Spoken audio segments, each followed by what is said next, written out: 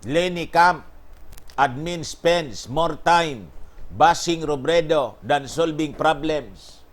What? Anong sinasabi ninyo na inubos na yung panahon ng administrasyon para i-bash lang si... Wala mang ganun po. Sinasagot lang po ng ating Pangulo. Kasi pag hindi po sinagot ng ating Pangulo, mamimihasa kayo. The Duterte administration spends more time attacking Vice President Leni Robredo instead of attending to the country's problems. You have the gall to say that in public. Bakit? Kung bultahan namin kayo, kayo itong walang ginawa kundi dumakdak ng dumakdak. Ano ba yung achievement for the past more than 4 years in office ni Lomi? Ano yung achievement niya? Sige nga. Nagpapagang mga balita at pagtalakay sa mga isyu ng lipunan. Bulsa! Opinyon, banat at paglalantad sa katotohanan. Bulsa! What you see is what you get. You decide. Hello po mga kababayan. Welcome dito sa ating programa. Bullseye News Unfiltered. What you see is what you get. You decide. Ako pong muli ang inyong kaibigan sa live streaming, si Dante Maravillas. Mula rito po sa lungsod ng Legazpi, Province of Albay, Philippines, the land of fear. To the world, kumusta po kayo mga kababayan? So ngayong umaga, pag-usapan po natin itong may pampahigh blood na naman po na sinasabi ang kampo ni Lomi. Para lang ma-high blood tayo. So pag-usapan po natin mga kababayan kasi alam ninyo naman itong kampo ni Lomi, kinadalasan niya yung pangingialam para lagi siyang pinag-uusapan sa mainstream at sa social media. Ganun ang mga strategy. Di ba? So, ngayong umaga, mga kababayan, to update you, kung lalo na yung mga taga Metro Manila at sa paligid ng Batangas, restless na naman po yung Taal Volcano. And pag-usapan din natin itong Seen in Minority Report, now a reality. Kung ano yung nakikita nating pelikula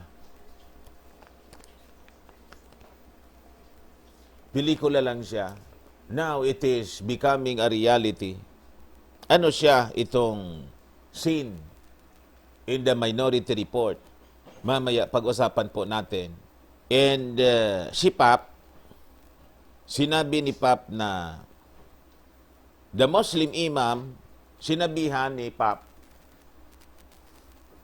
you are a great sage and a man of God. What? Sabi po yan ni Pap. Kita na ninyo, mga kababayan. So, yun po ang ating magiging laman ng pag-uusap ngayong umaga. Bear with me, mga kababayan. And tulad ng dati, ito pong ating programa ay atid sa inyo ng napakagagandang products from Malaysia. Firmax Firming and Lifting Cream.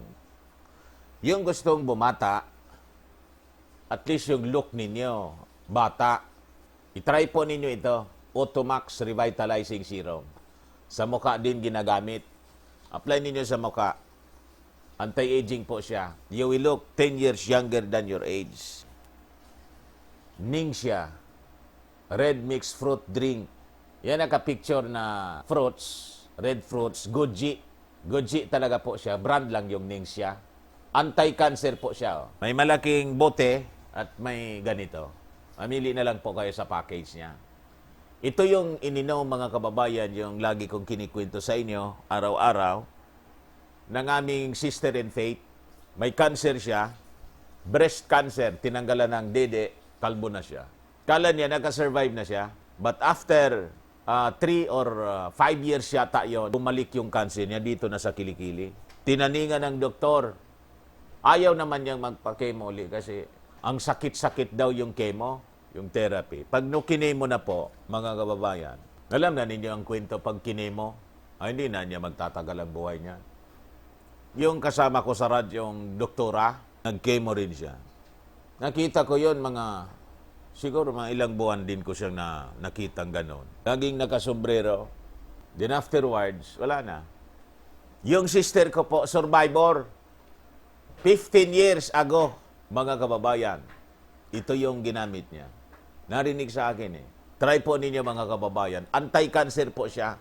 Yung mga topics natin, kanina, binanggit ko na po yung outline natin. Unahin natin itong si Lenny. Yan. Ibalita ko na muna po ito, mga kababayan. Lenny Camp, admin spends more time bashing Robredo than solving problems. What? Ito yung fake news. O bakit kayo hindi ninyo ito nililabel na fake news? Hindi man ito totoo? Anong sinasabi ninyo na inubos na yung panahon ng administrasyon para i-bash lang si... Wala mang ganun po. Sinasagot lang po ng ating Pangulo. Kasi pag hindi po sinagot ng ating Pangulo, mamimihasa kayo sa inyong pagpapalaganap ng kasinungalingan. Normal man yon. Alam nga naman, hindi kayo patulan ng ating Pangulo. Yun ang rason kung bakit kayo sinasagot, and this time you are telling us, yung administrasyon, mas marami niya yung bashing na ginagawa. Bakit naman ibabas yung si Lenny? Sinosopla lang para hindi mamihasa. Tulad ngayon, hindi ko ba po binabasin itong si Lumi? Sinusupla natin kasi kada buka ng bibig niya, walang kakwenta-kwenta. Paninirang puri lang po, mga kababayan. The Duterte administration spends more time attacking Vice President Leni Robredo instead of attending to the country's problems. Marasa pa. Hindi ko maintindihan, mga kababayan ko, bakit itong kampo ni Lomi may ganong klase ng paniniwala, mga kababayan. And you have the gall to say that in public. Bakit? Kung bultahan namin kayo, sinasabi ninyong ganito, na mas marami pang panahon ang ginugol ng ating Pangulo ng administrasyon para banatan yung Vice Presidente. Bakit? Kayo, anong ginagawa ninyo? Kayo itong walang ginawa, kundi dumakdak ng dumakdak. Ano ba yung achievement for the past? More than 4 years in office ni Lomi. Ano yung achievement niya? Sige nga. Barikos. May nagawa ba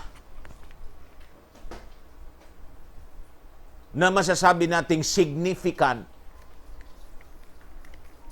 para matulungan ang ating mga kababayang Pilipino? Other than yung mga drama-drama niya, yung mga pagpok-pok-pok niya sa mga eskwelahan, yung mga papintura-pintura, yung mga paglakad-lakad niya sa pilapil, yung pagbili niya pag may bagyo, pagbili niya ng yung bubong, nipa, at bit-bit yung mga relief na lugaw,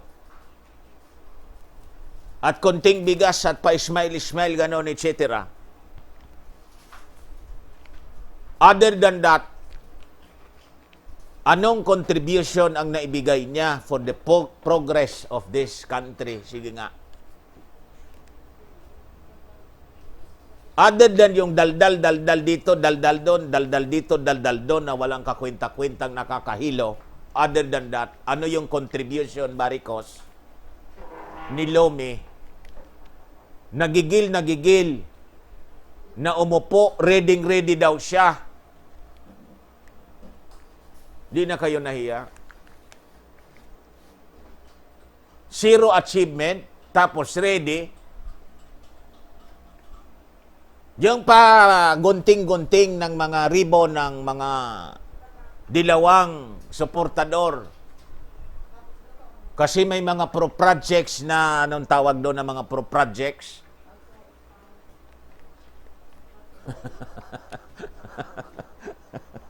This administration spends more time attacking Leni Robredo than responding to the real urgent problems of our people and nation. Robredo spokesman, Attorney Barricos, said in a statement, kulela tayo sa pagkuha ng bakulaw.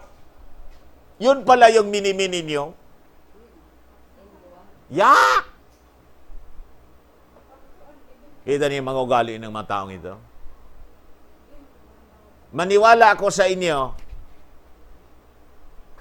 kung ang sinasabi ninyo iba. Pero kung tungkol dito sa bakulaw, tuwang-tuwa nga kami na we have limited bakulaw na dumarating dito. Kayo pala gusto ninyo mag-acquire na para ma-roll out massively. Para ano? Para matuluyan yung mga Filipino? Palibasa, kayo mismo, you people there, kayong mga dilawan, kayo talaga ang kulay ng Caballerns. Awayin si Leni. Mabagal ang pagtugon sa bagyo at baha. Siraan si Leni Robredo. Milyon-milyon ang nawala ng trabaho. Insultuhin si Leni Robredo. Sabi po ni. Bakit hindi ninyo kontrahin yung kandado na naging resulta ng pagkawala ng trabaho? Kung talagang totoo kayo na gusto ninyong sakluluhan ang mga Filipino. Ganon naman pala, baliktad yung pag-iisip ninyo. Pero tungkol dito sa pandemonyo, parihas kayo ng administrasyon, mas malala pa ang tuktok ninyo eh.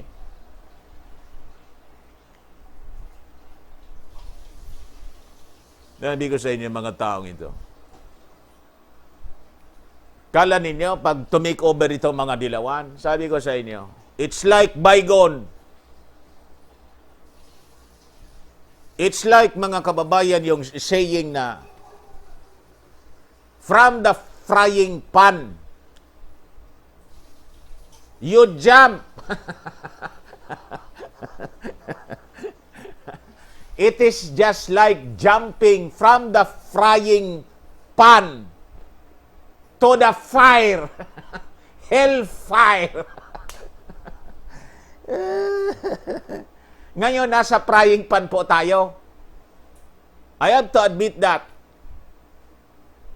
Courtesy of this administration. Nasa kawali tayo ng kumukulong mantika. Pero, mind you mga kababayan, pag naniwala kayo dito sa mga taong ito, you will be jumping from the frying pan to the fire.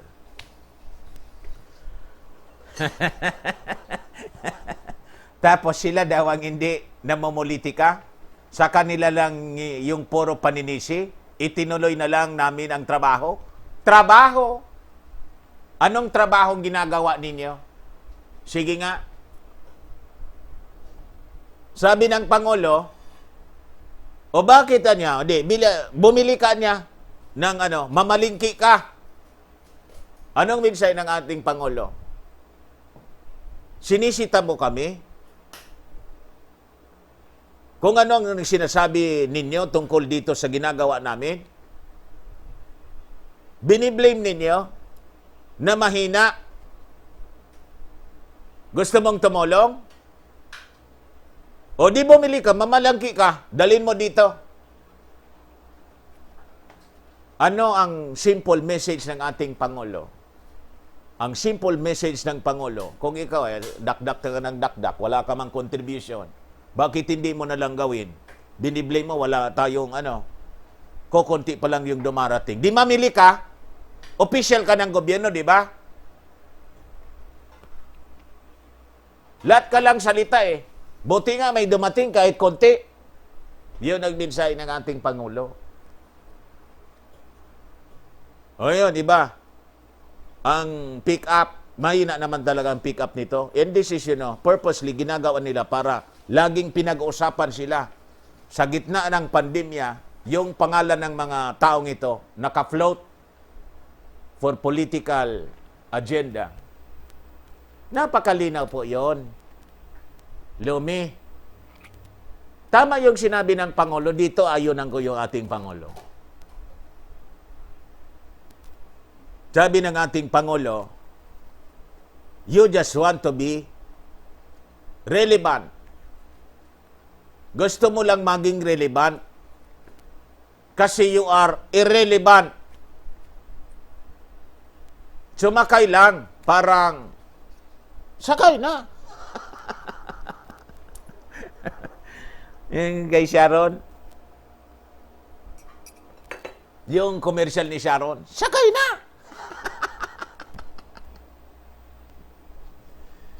Yan lang yan.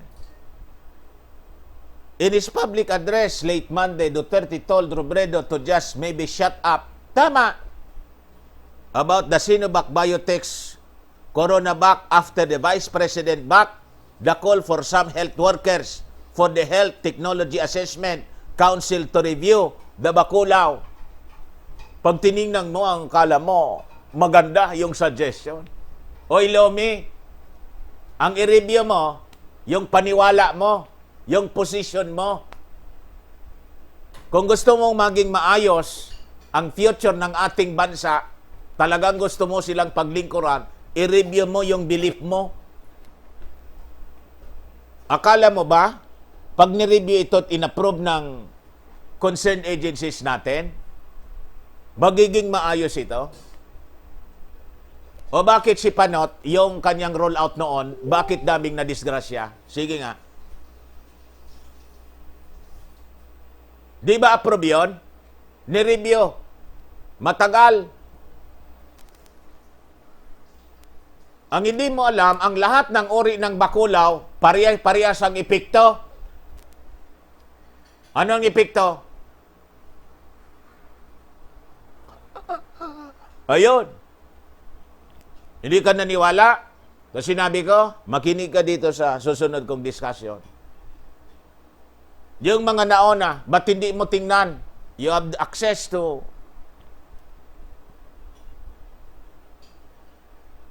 other nations of the country, of the world. Na nauna na sa atin, ba't hindi mo tingnan sa Israel kung ano nangyari? Ang dami na doon na, Tapos, you're pushing for full rollout. Lalong lumala. Ikaw pa yung tumutulak. Buti nga't wala pang masyadong marami. Pag marami na, dadami din ang mapapahamak.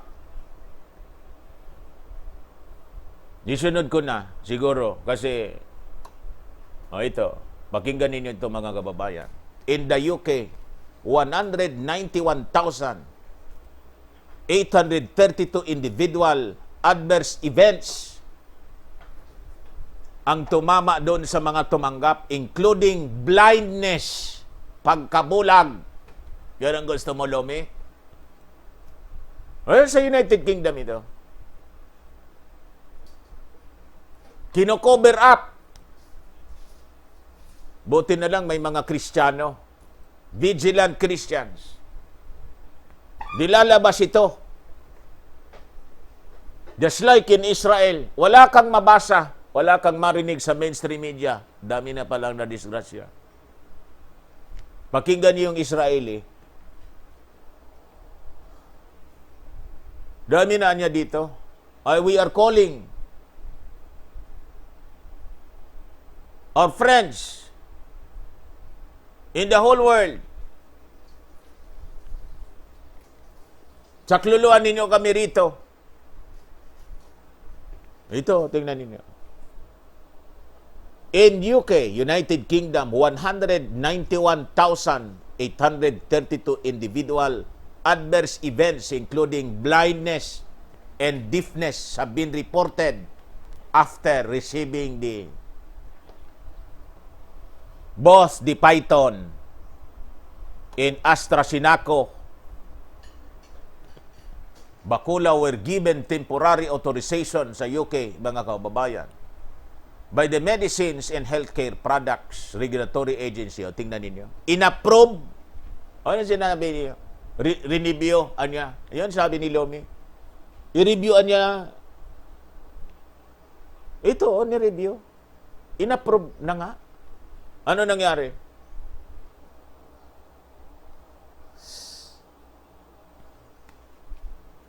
Masabi na you are concerned. But in truth, pari-parehas kayo. The former in mid-December 2020, in latter at the beginning of January. Since then, the yellow card scheme has flagged a combined 191,832 individual adverse events or side effects of varying degrees or injury. On the injuries recorded, AstraZeneca consistently performed the worst, accounting for 60% of all adverse events. Ito yung pinupost dito. May dumating dito, AstraZeneca sa amin. Ilang doses yun? 10,000 yata. Kararating pa lang kahapon yata eh. And 58% of death in blind reports. Sabi ko sa inyo, darating ang araw pag nagmassive po, this is actually crimes against humanity, genocide.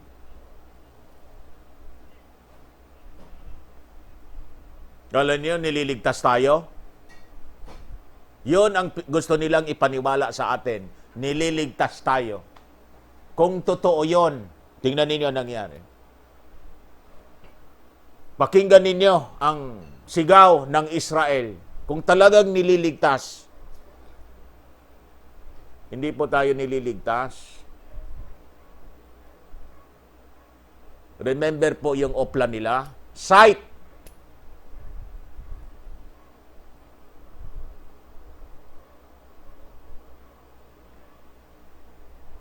Sight.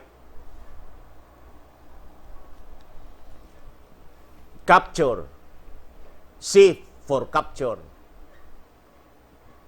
I for inject. T for trace. E for erase. Tingnan niyo.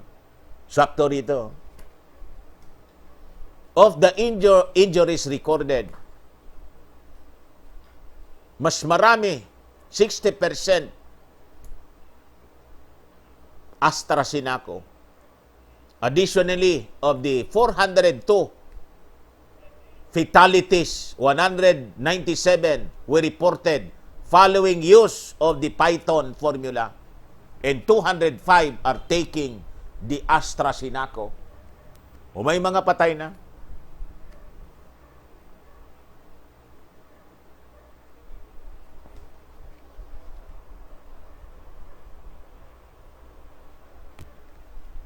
Among people in the UK, 35 cases of deafness and 25 cases of blindness.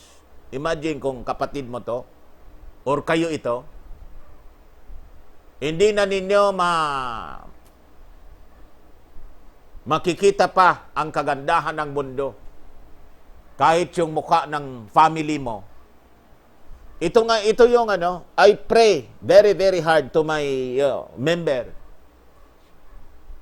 Yung plinay ko, yung taga Canada yon, yung babae. Nurse siya eh. And she has that Great belief. Dito po sa ano nangyari sa kanya? 27 years na daw siya na may migraine. But in 2018,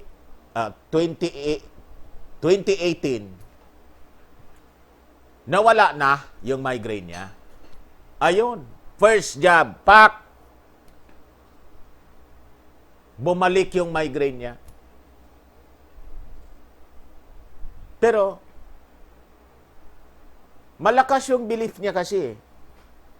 Sabi niya, normal lang, nurse siya eh.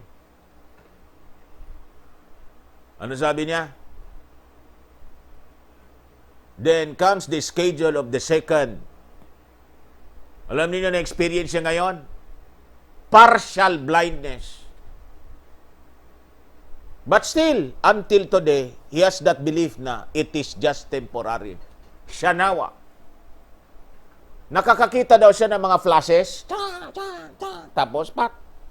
Nawala yung paningin niya. Partial blindness. O ito. Makinig kayo po. Hindi po ito yung ordinary, yung noon na tinanggap natin, pati ako mayroon. Yung bata pa ako, nahuli ako doon sa amin. Hindi po ito. Kakaiba po ito ngayon because we are living in a very different time. Ibang panahon na po ito. Ito yung panahon kung saan yung mga kampon they're implementing their plan of reduction. Marinig ninyo yung isang black man, portion po, iparinig ko sa inyo. Kung sinasabi niya.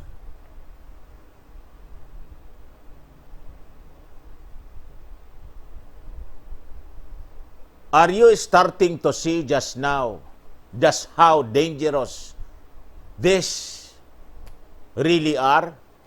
Coming up on 250,000 people in the UK who have and are experiencing adverse reaction, including dozens of cases of blindness and deafness.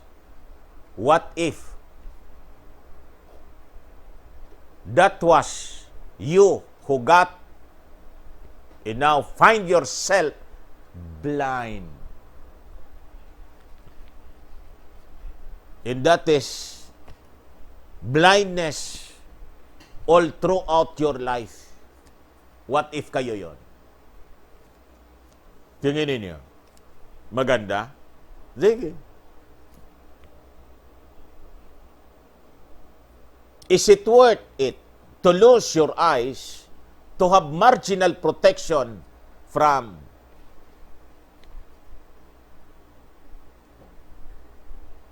ito pong sakit na sinasabi nila with a 99% recovery rate? Tanong ninyo sa sarili ninyo. Is it worth it? Protection ko niya. Gusto ko may protection ako para hindi ako makahawa. Ayun, sige. Tuloy mo ang kalukuhan mo. Isang araw, nagising ka. Bakit ang dilim-dilim? Gabi pa ba?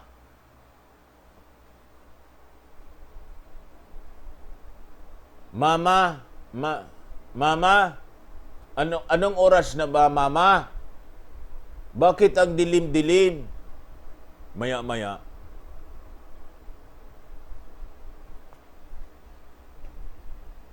biglang tahimik. Mama, nagsasalita ka ba, Mama? Asan ka? Ayun. Pati pala yung tainga niya nawala ng pandinig. Tanong ko sa inyo, worth it ba siya? Is it worth it to lose your eyes at yung inyong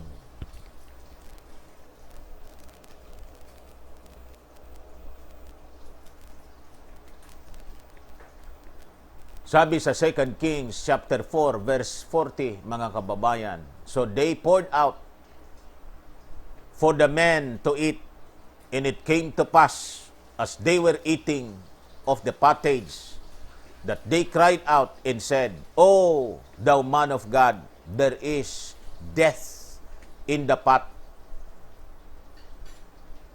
And they could not eat thereof. Remember, this is just the tip of the iceberg. It is only going to get much worse from here. Ilang porsyento pa lang po, mga kababayan? Sinasabi ko sa inyo, hindi ko tayo tinatakot. The real pandemonium is just about to unfold. Tuwang-tuwa yan si Abel. Ayun, anya yung prediction ko. Natupad na. Natupad yung prediction niya kasi yung renol out, yun talaga ang tutupad sa prediction niya.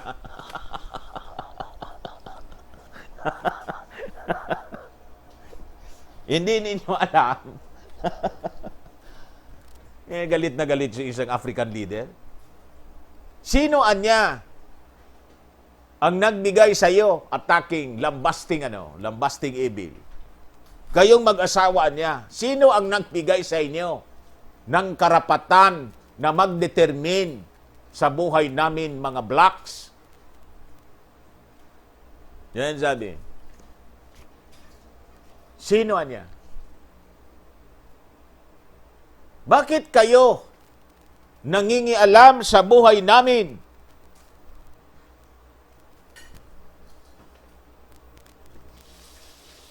On top of all that, no one knows the long-term effects into the human body. Those studies have never been done, and that's why this type of the bakulaw has never been approved for human use. It is an experimental bakulaw, mga kababayan. And that's the reason why yung mga doktor na matitino, ayaw nila. Tulad ni Dr. Rono, ayaw ko anya, tinatanong ako naman, ayaw ko. Bakit naman na, you see? Yung mga doktor po na nag-aanap buhay, na wala mang pakialam, basta't may hanap buhay sila, mag-ingat po tayo. Mag-ingat po tayo.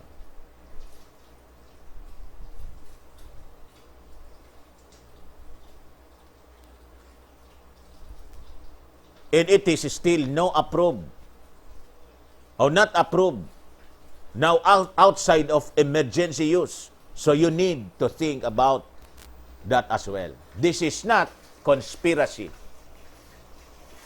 These are the facts on the ground. Bakit? Basahin ko po sa inyo.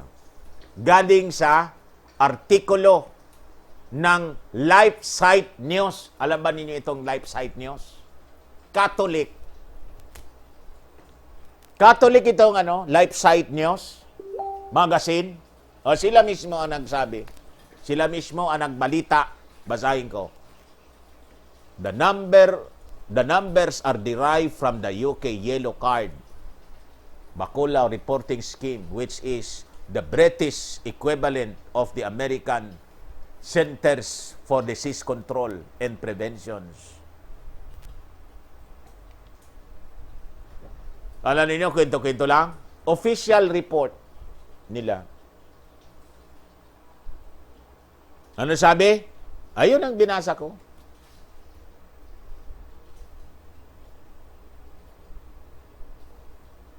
The latest data, which runs up to February 19 and was published on February 20 to reveal a plethora of debilitating side effects, but this has not alarmed officials. Laging ganon,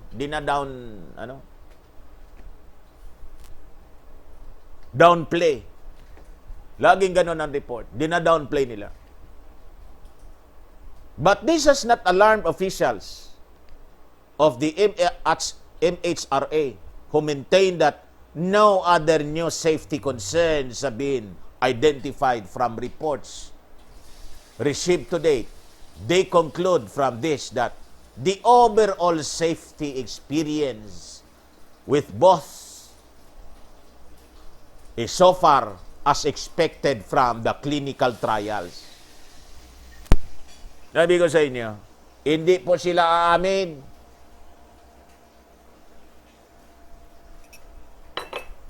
Habang nagtutumbahan po kayo, hindi sila aamin.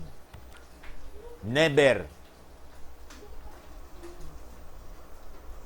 The regulator doubled down on supporting the job, stating that the expected benefits of the is preventing and serious complication associated. Laging ganon. Yan, nakita ko yung mga sinasabi nila, narinig ko. Bakit anya yung bakulaw, hindi man pala makakabigay ng proteksyon? You can be infected or transmit. Bakit anya tayo? Nakita ko yun kay Dr. Mapa. Mata. Napanood ko. Ano sabi ni Dr. Mata? Si Dr. Mata, gano'n ang sinasabi niya.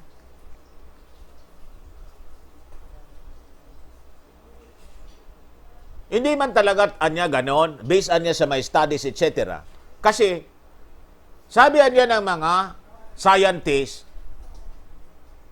ang goal talaga, hindi man to protect you. What? Di man daw yon. Panoorin niyo yung latest ni Dr. Mata. Ganon sinasabi niya. Kundi anya, you have to understand, to prevent death. Yun na niya, ang purpose nito, ang goal, na hindi ka mamatay. Hindi mamatay. Ano ang nangyari rito? Bakit ang daming mga doktor wala man dating sakit,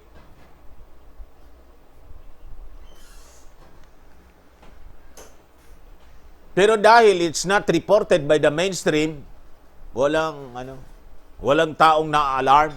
Iba man kasi napapanood ninyo eh. Parang sa religion lang. Ang naririnig kasi ninyo, mainstream religion. Kaya yung naririnig ninyo sa radyo, mainstream, kaya yung pinapaniwalaan ninyo. Believing na yun ang totoo. What if sabihin ko sa inyo, yun ang hindi totoo? Ang totoo, yung hindi ninyo naririnig pa.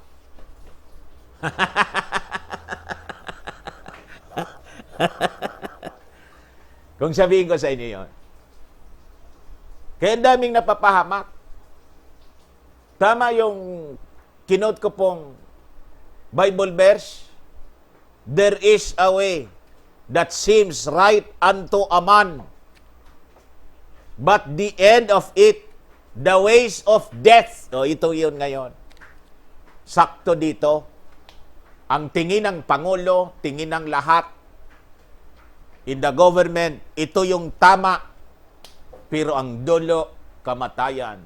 Hindi magkakamali ang Word of God. And it's happening, mga kababayan. It is happening.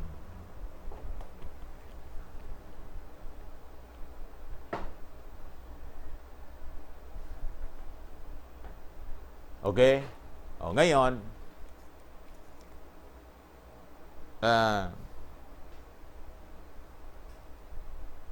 kumanyata tayo, tumalon tayo. Di bale, i-report ko pa rin ito. Balik tayo uli. Ilinagay ko na kasi yun sa...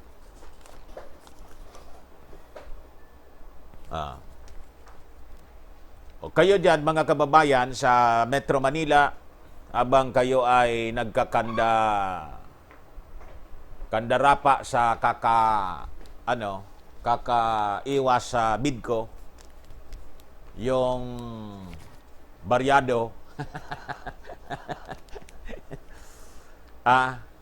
Bantay kayo kasi may isa pang krisis na namumuo mga kababayan.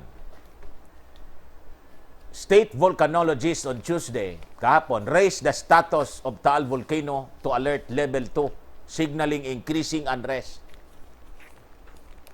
Over a year since its last phreatic eruption. Bantay kayo.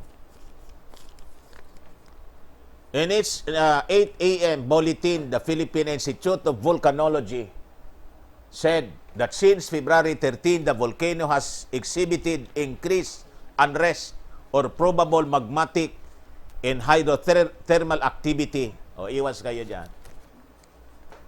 And not only po itong Taal, pati po yung Pinatubo na sumabog no, 1991 yata yung Pinatubo sumabog. Hindi ako nagkakam. 1991 ba yon?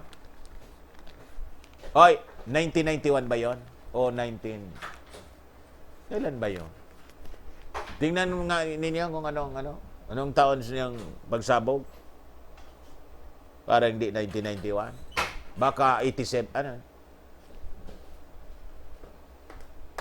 Kalimot ko na eh. Restless din yon. Nabubuhay uli. Sabi ko sa inyo. 1991? 1991. There is shaking, mga kababayan, everywhere. Indonesia, volcanic, kuwan po yan, Indonesia eh. Ngayon, yung sa Italy, Sicily, the increase in activities, mga kababayan, of volcanoes will be, Oy, Madam Maria Teresa Jinko, maraming salamat. $4.99 super chat. Si Janet Flores? Jenny Flores? Maraming salamat. Magkano sa iyo, Jenny? Kuan yon, galing dyan sa Japan. Maraming salamat. You see? So, this is just for awareness po natin na other than itong bid ko, may mga dapat din tayong bantayan. June 16, 1991. Matindi yun. O ngayon, dito na tayo sa report ng Manila Times. O, tingnan ninyo. Joint House Panel adopts resolution for Unified National Contact Tracing Protocol. Lahat ito unified. Kasi ang objective nila is to unify the whole world. Unity. One world, one religion, one government, one economy.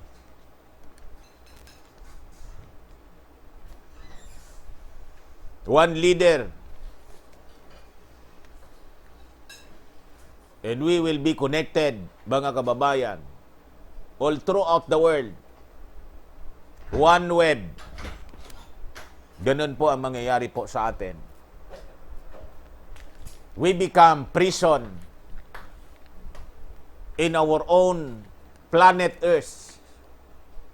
Yun ang gagawin po nila. May nagkuhan sa akin, may nag-consult. Mr. Maravillas, dito magsisimula na sa amin itong QR. Anong gagawin ko? Hindi pa man po tayo tribulation. Wala pa. Harmless naman po siya. Harmless pa po siya. In the tribulation, the marking in the tribulation, yun po ang harmful. Ito harmless. Nasa kwan pa man lang po siya. Nasa cellphone. Hindi man yan. But, bantay kayo. Yung mga maiiwan po dito at pumasok sa tribulation, yun ang harmful. A joint panel at the House of Representatives adopted a resolution urging the IATF to establish a unified national contact tracing protocol. Kita ninyo? On Tuesday, the Committees on Health and Information and Communication Technology adopted House Bill o House Resolution pala 1536. The resolution filed in February by Speaker and Marinduque Representative Lord Alan Velasco stated that disparate apps, sabi ko sa inyo apps, a non-centralized data repository leads to redundant products, cost duplication, and less effective solution, often due to limited data access. House Resolution 1536 urges the IATF to establish a unified national contact tracing protocol for a more effective health emergency data monitoring system. Imo-monitor nila through the apps at gagawin nila po yon legal. Under the resolution, such protocol shall include the designation of a government agency or body, a centralized repository of information to facilitate a faster health emergency response system, a secure encrypted transmission of data, a unified data procedure for solution providers, compliance with the Republic Act 10173 or the Data Privacy Act of 2012 in handling of data, and finally, the provision of real-time data access to accredited contact tracing app providers. Kita ninyo? Ano sabi ko sa inyo? Ito talagang direksyon natin.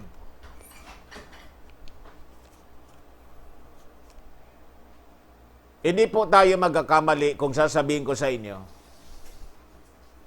Ito kasi po, ready na siya lahat. Ready na po siya.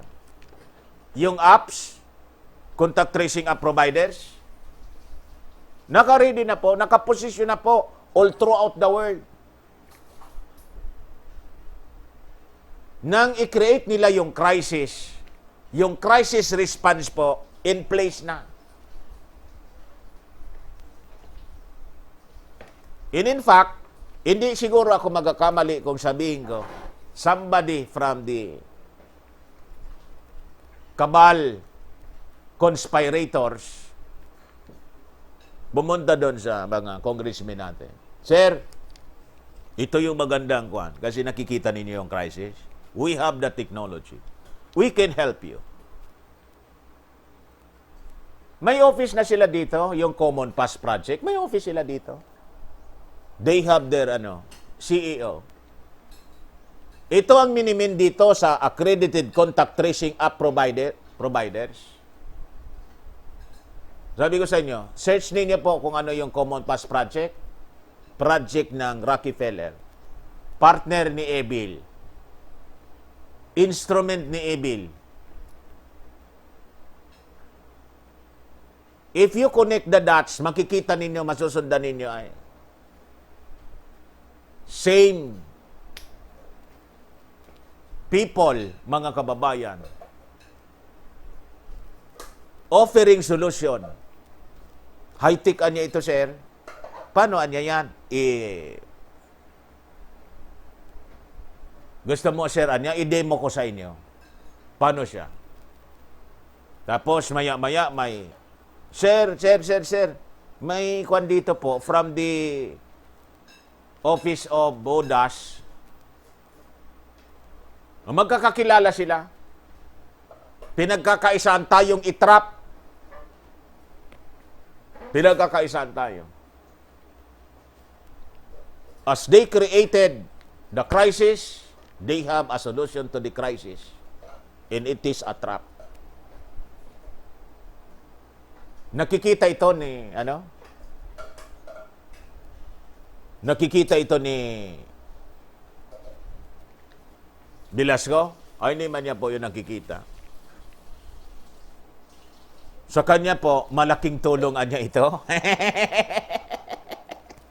Magandaan niya. Yes, sir. May technology po tayo. In fact, ang daming mga kilalang big companies in the world ang ginagamit ang apps na to. Ha? Ganon.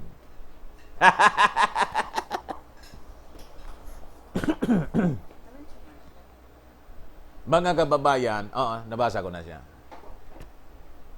Ang bottom line po nito, ultimately, mahuhulog po ito sa ID 2020 ni Ebil.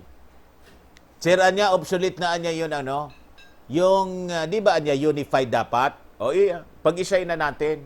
Yung national ID ninyo, pag-isay na natin sa ID 2020, ito na rin yung bakulaw, ito na rin yung QR, ito na rin yung passport, everything. And this is your cryptocurrency. This is your wallet, this is your money. Mati na. Ang dali lang naman anyang gawin. Isama natin doon sa apps. Itong apps na to, konektado sa cloud. Ang cloud po kasi po, sabi ko sa inyo, the cloud in the computer is being operated by the cabal under the guidance and influence of the prince of the power of the air. Walang kawala. The whole planet, mga kababayan, the whole planet, kontrolado ng prince of the power of the air. Yung satellite maker, si Elon Musk. Kaya nga po si Elon Musk, tinanong, gusto mo anya nito? Ayaw ko anya yan. Buong pamilya ko, ayaw ko.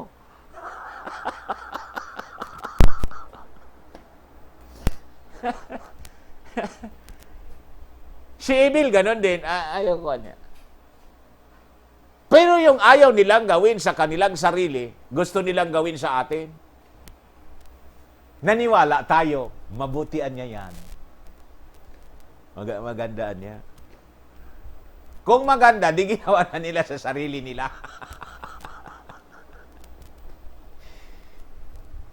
Yung bakulaw, maganda? Sabi ng Pangulo, may advice niya yung, yung doktor ko. Sabi mo, mahal na Pangulo, una ka. Tapos ngayon, matanda na kasi ako. Kasi niya, yung O ngayon, mahal na Pangulo, may Astra. Sinako. Ayaw mo doon sa... Sabi mo, gusto mo yung Sinovac. Tapos biglang atras ka. Hindi naman niya pwede yun kasi may comorbidities ako. Ganun naman pala eh. Bakit yung same advice hindi ninyo gawin? Hindi ninyo pinopromote? Oy, mag-ingat kayo po, lalong mga kaedad ko, mga matatanda. Mag-advertisement kayo. Hindi man nila ginagawa, mga kababayan. You see? O ngayon, ito, basahin ko sa inyo. This news, galing po sa Manila Times, ha? Another news from Manila Times, iba naman po. Sabi rito, 2 faulty rapid test kits flood market. O kita ninyo. 2 antigen products or rapid test kits currently being sold in the market to monitor BIDCO and which were given product certification by the Food and Drugs Administration are both a threat to public health and could imperil people's lives. So, hindi na ako nagsasabi niyan. Mainstream. Kita ninyo? The 2 kits failed the sensitivity test conducted in September 2020 by the Research Institute for Tropical Medicine, RITM.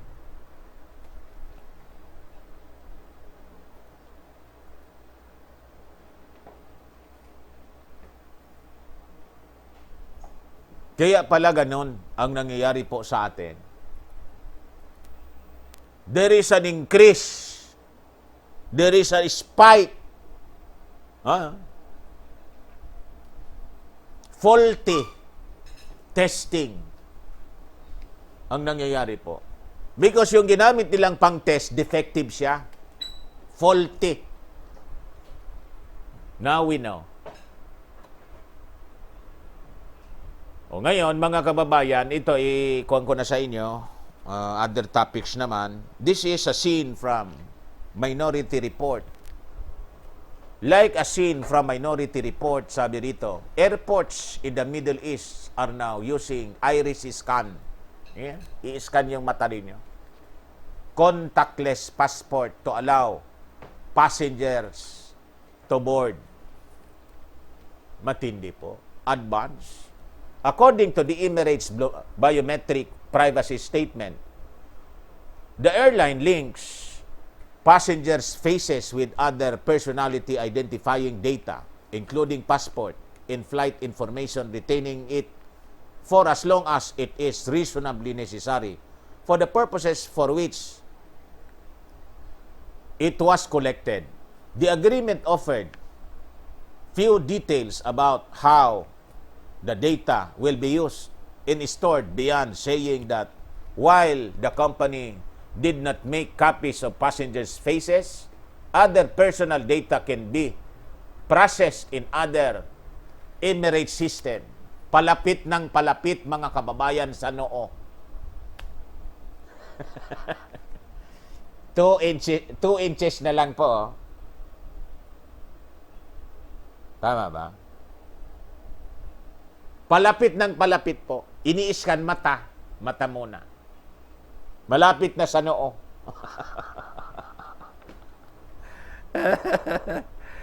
The future is coming, said Major General Obaid Mihayer bin Sooror, Deputy Director of the General Directorate of Residency and Foreign Affairs. Now all the procedures have become smart, around 5 to 6 seconds. Remember that great sci-fi flick, Minority Report? With the talking billboards in the iris scans that allowed access and entrance to everything? Ayun. Doon ang direksyon po natin. Welcome to the future. It's catching up with us. At an alarming rate, in the world's busiest international airport located in Dubai, passengers are now processed for boarding not with paper or even digital passports, but with contactless iris scans. Are you starting to see what the mark of the beast system is going to look like? It is here.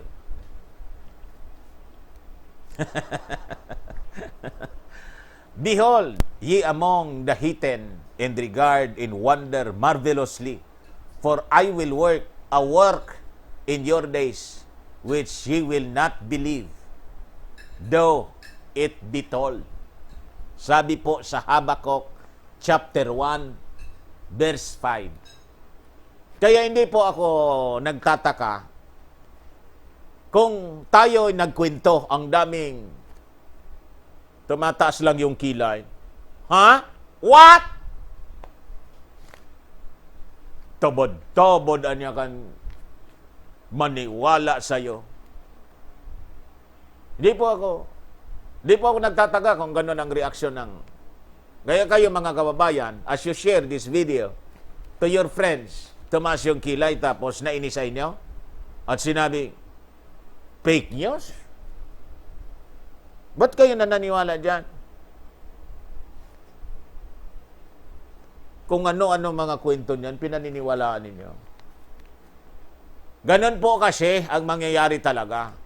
Many people will not believe. Kahit sabihan natin, di man. What? The contrived Bidco crisis is the accelerator that is pushing all this technology into end times overdrive and bringing it into common use years earlier than expected, mga kababayan. Lahat ang rason, Bidco. Naglabasan lahat. Kung ano-anong high-tech, naglabasan.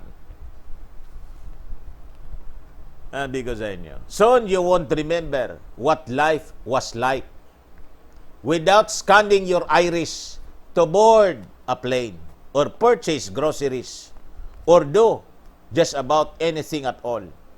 And when they tell you it's the new normal, you will believe them. Normalan niya. Ano ba naman ang masama niyan? Yun ang sasabihin po ng marami. Ano ba naman yan, Mr. Maravillas? Lahat naman binibigyan mo ng kahulugan. Kung ano-anong out of this world ang tinatapik mo, ayo. Nasa Habakuk po kasi yung kayo. Remember years ago, when you first got saved and people told you this was coming, and you swore you'd never be a part of it. You're about to have your chance to see how you can function outside the system. Nandi ka sa inyo. Pagdating ng oras, sabi sa Word of God, He will deceive even the elect. At Dubai Airport, ngayon mga kababayan, travelers' eyes become their passports. From text, explore. Ang balita sa text explore. Dubai's airport, the world's busiest for international travel, can already feel surreal. With its cavernous duty-free stores, artificial palm trees, gleaming terminals, water cascades, and near-Arctic levels of air conditioning. Now, the key East-West Transit Hub is rolling out another addition from the realm of science fiction, an iris scanner that verifies one's identity and eliminates the need for any human interaction when entering or leaving the country. Matindi. In the latest artificial intelligence program, we will be controlled, mga kababayan, by artificial intelligence. Hindi totoong intelligence. And it is being promoted even by PAP. Robot and artificial intelligence. Artificial nga eh. Hindi man totoong intelligence, artificial. Fake. Itong totoong fake. Kaya yung sinasamba ninyo, magsasalita na po siya. Magsasalita siya kasi may AI siya, artificial. Fake.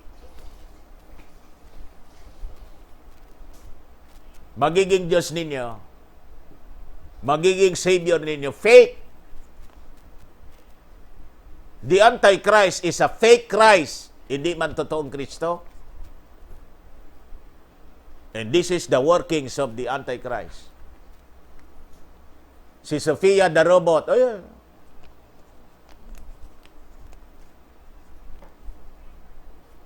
Next time, ang preacher ninyo, fake, AI. Yan.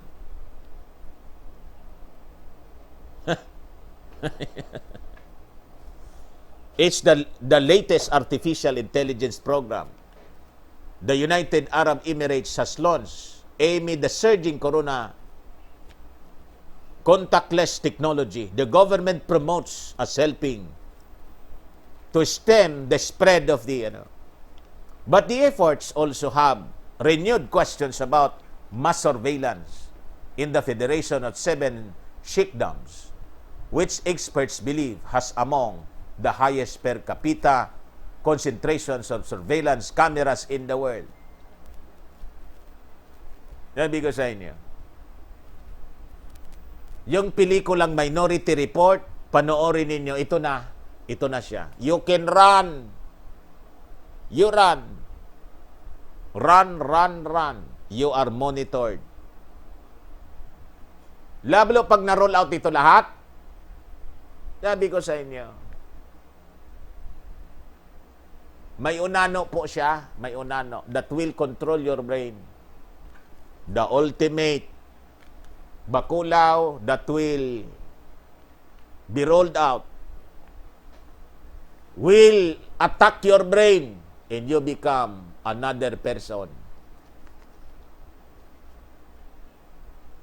It is an interface of human and machine, mga kababayan. Interface. And pop is okay for him. Ayos niya yan. Magaling, magaling, magaling. Your brain will be black.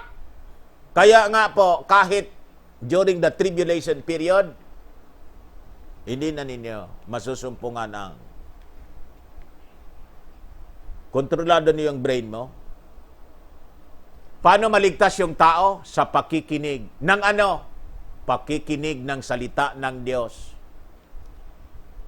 Pag nakontrol yung brain ninyo, ngayon pa nga, wala pang control sa inyo yung AI, ang hirap-hirap kumbinsihin yung tao,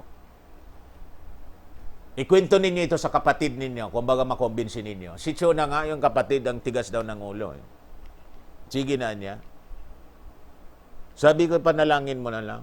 O niya, yun ang ginagawa namin. Wala pang AI yung brain.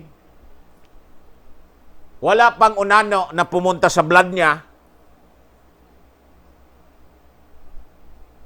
Now you know why in Revelation, those who receive the mark will never be saved. Tatak, markado ka na.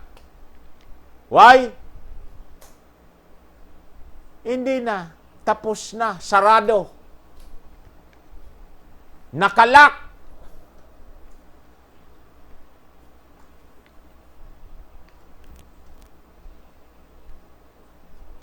Ngayon nga, ang daming nakalak na ang brain. Yung Pangulo, nakalak ang brain. Ano robot na yung Pangulo eh.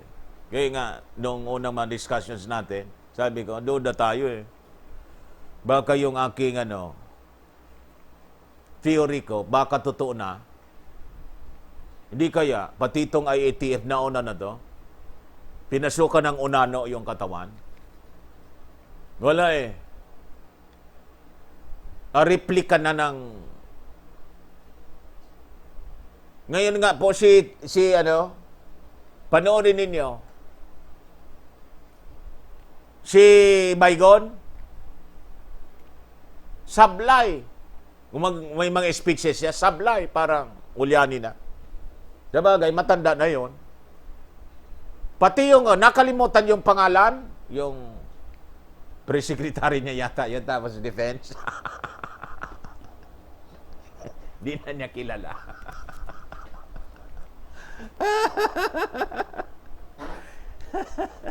May naririnig kasi siguro yung brain niya may nagko-control na tapos yung speeches niya may messages siguro nare-receive siya tapos wala na siya out of his mind na siya.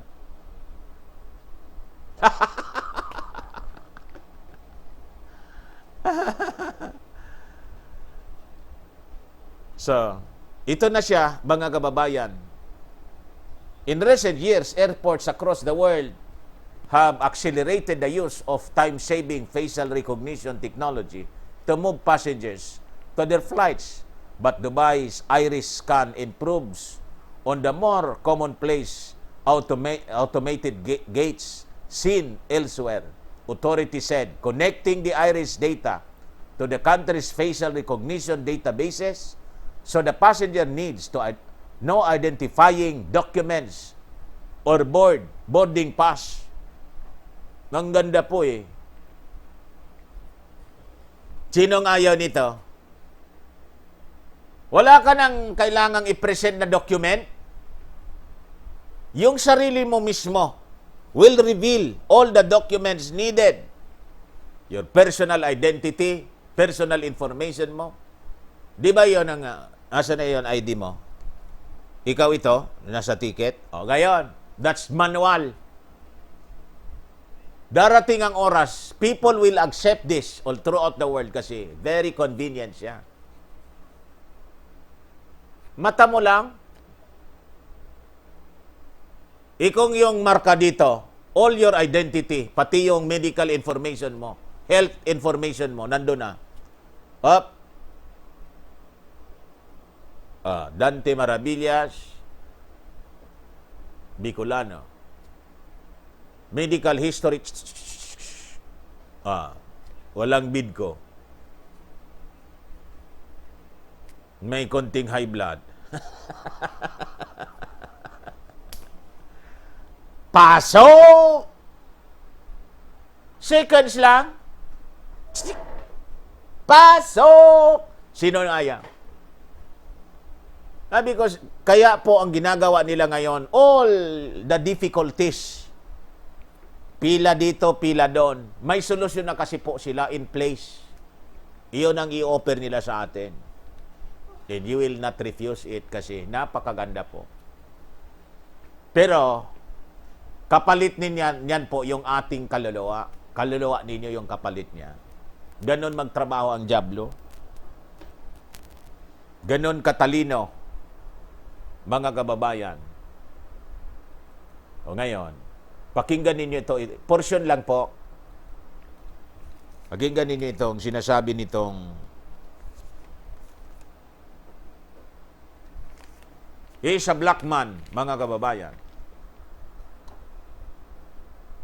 Pag delikado na, kuwan ko po, putulin ko. Tapos, kuwan na lang ninyo. If I don't preach the truth to try to save your life, I will lose mine. Pag hindi niya ako nag-preach ng katotohanan, para maligtas ang inyong buhay, I will lose mine. Tama naman siya. Bakit daw?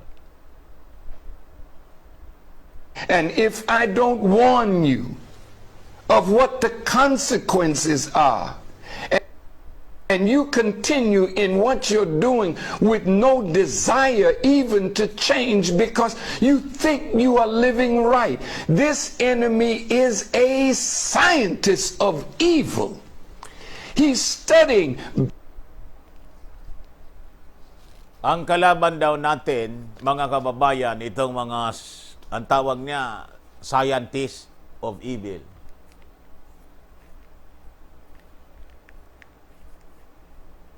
Tama yung sinasabi niya. Scientist na lang po. These are not, true scientists. May mga science dito, mga taong ito. Pero ang term niyang ginamit, scientist of evil. Tama po.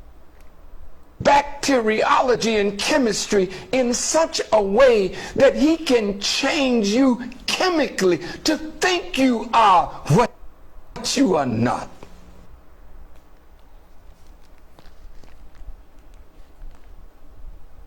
Ano daw?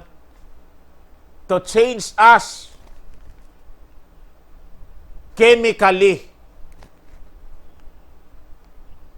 Yung chemical composition po natin, iyon ang tatargetin nila. Yeah. This evil scientists,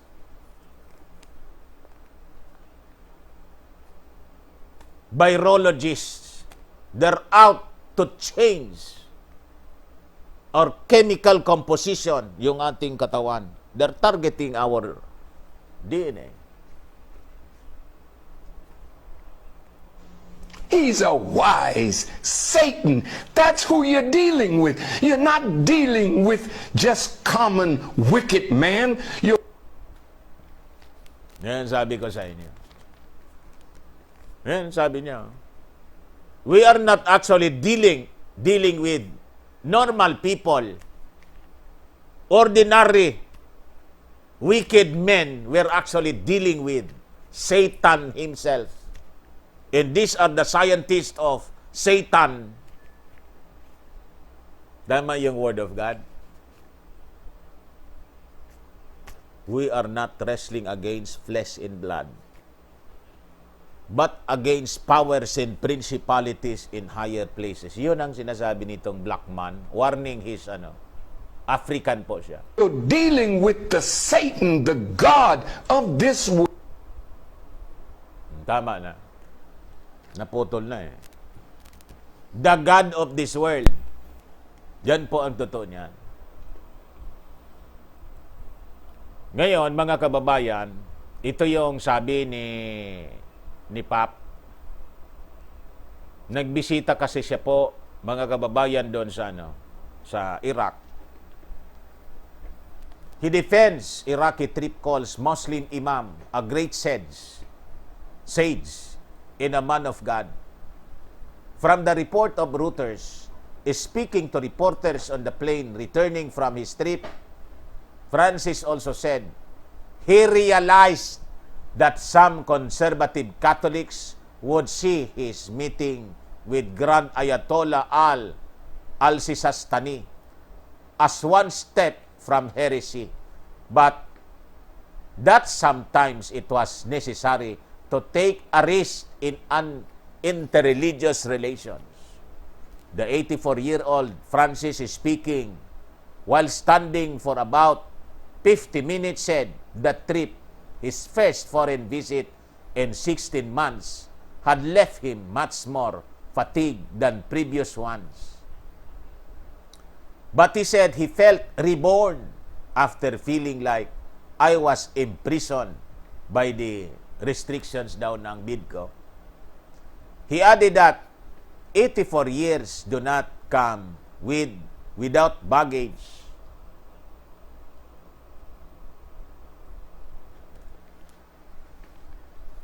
Ngayon,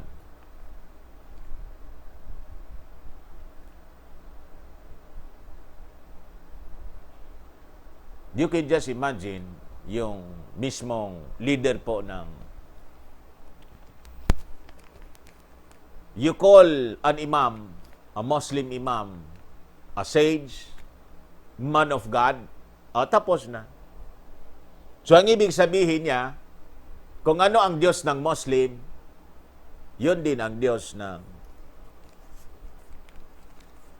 mga Kristiyano. What? Bakit niya, Mr. Maravillas, iba ba? Tingin ninyo.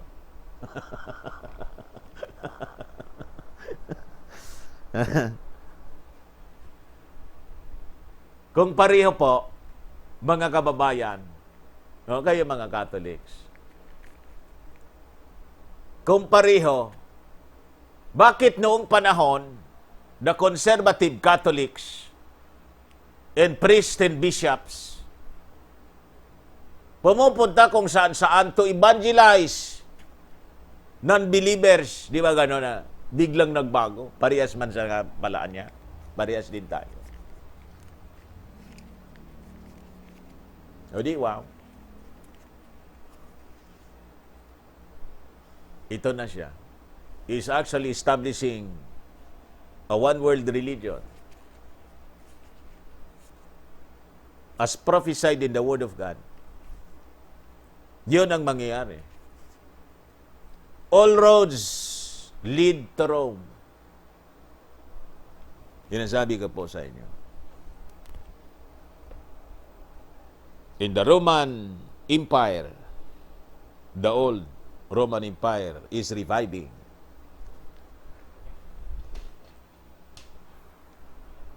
As prophesied in the Word of God, it is reviving. Sa susunod na natin, mga kababayan, pag-usapan ng medyo, kasi 180 na, ng medyo mahaba-haba ang tungkol dito. Gusto ko lang sa inyo iparealize na it is happening as prophesied in the Word of God.